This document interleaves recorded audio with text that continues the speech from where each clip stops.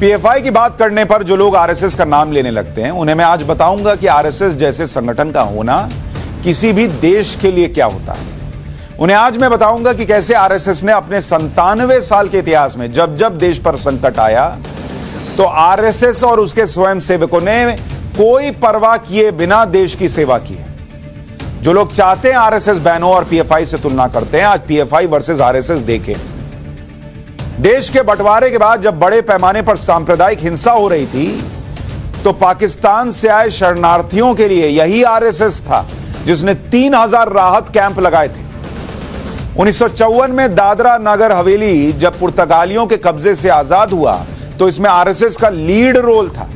RSS के नेता विनायक आप्टे के नेतृत्व में स्वयंसेवकों ने सिलावासा पर हमला बोलकर वहां तिरंगा फहराया था। बॉस, ये आरएसएस को बैन करवाना चाहते हैं लोग। इसी तरह से 1955 में संघ ने गोवा की आजादी के आंदोलन में हिस्सा लिया था। जो लोग कहते हैं कि इन्होंने आजादी के लिए कुछ नहीं किया, थोड़ा पढ़िए। 1962 के भारत चीन युद्ध में आरएसएस ने मदद की। आर्मी मूवमेंट के दौरान रास्तों की निगरानी करता था आरएसएस। सेना को आपूर्ति और रसद पहुंचाने में मदद की थी। शहीदों के परिवारों का ध्यान रखने के लिए संघ ने पूरी कोशिश की। 1965 के भारत पाकिस्तान युद्ध में स्वयंसेवकों ने श्रीनगर हवाई अड्डे से बर्फ हटाने का काम किया। घायल जवानों के लिए स्वयंसेवकों ने रक्तदान किया। युद्ध के दौरान संघ के स्वयंसेवकों ने दिल्ली का ट्रैफिक संभाला। और सिर्फ इसलिए कि पीएफआई बैन होने से सो कॉल्ड कुछ लोगों को लगता है, जो इस देश के अपने आप को रहनुमा बताते हैं, कि मुसलमान नाराज हो जाएगा, इसलिए ऐसे आरएसएस को बैन कर दें।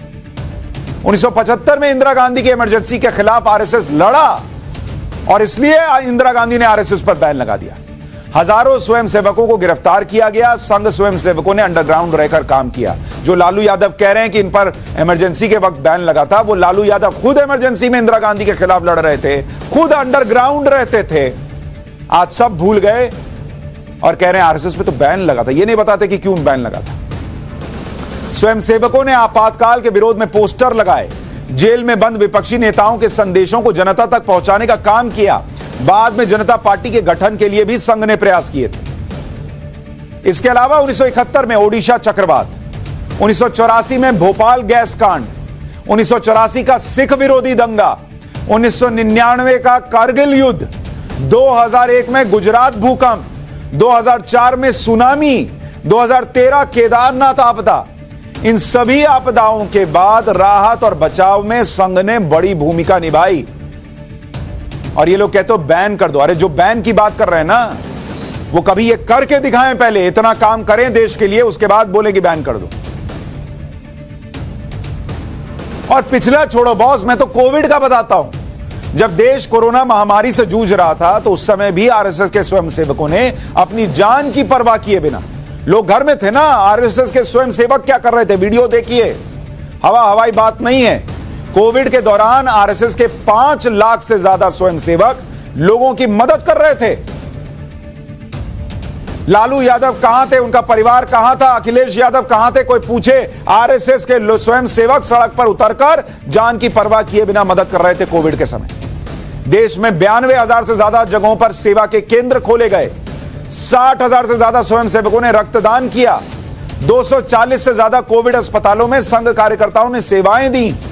आरएसएस ने देश भर में 483 दवा मेडिकल सहायता केंद्र खोले। 5 करोड़ से ज्यादा खाने के पैकेट देश भर में बांटे आरएसएस ने। मजदूरों के पलायन के वक्त 1778 जगहों पर आरएसएस ने राहत के कैंप खोले। देश भर में 935 रेल और बस सहायता केंद्र खोले गए। जरूरतमंदों के लिए करीब 2 लाख अस्थायी निवास की व्यवस्था की। 74 लाख परिवारों को राशन सामग्री बांटने में मदद की। 44 लाख से ज्यादा प्रवासी मजदूरों की मदद की। आरएसएस स्वयंसेवकों ने देश भर में 90 लाख मास्क बांटे। देश भर में 2442 वैक्सीनेशन कैंप भी संघ चला रहा है। अरे बॉस, इतना करो पहले, उसके बाद बोलना कि इसको बैन कर दो। और इसको बैन कर दें सिर्फ इसलिए कि तुम्हारा तुष्टीकरण चले। इसको बैन कर दें इसलिए क्योंकि तुम्हारा फर्जी सेक्युलरवाद जो है वो परवान चढ़े एक कम्युनिटी को खुश करने के लिए। और वो जो उस वक्त राशन बांटते वक्त, कोविड के वक्त, खाना खिलाते वक्त, मदद करते वक्त ना हिंदू देख रहे थे ना मुसलमान देख रहे थे, उनको तुम्हारे लिए, तुम्हारे वोट बैंक को खुश करने के लिए बैन कर दें।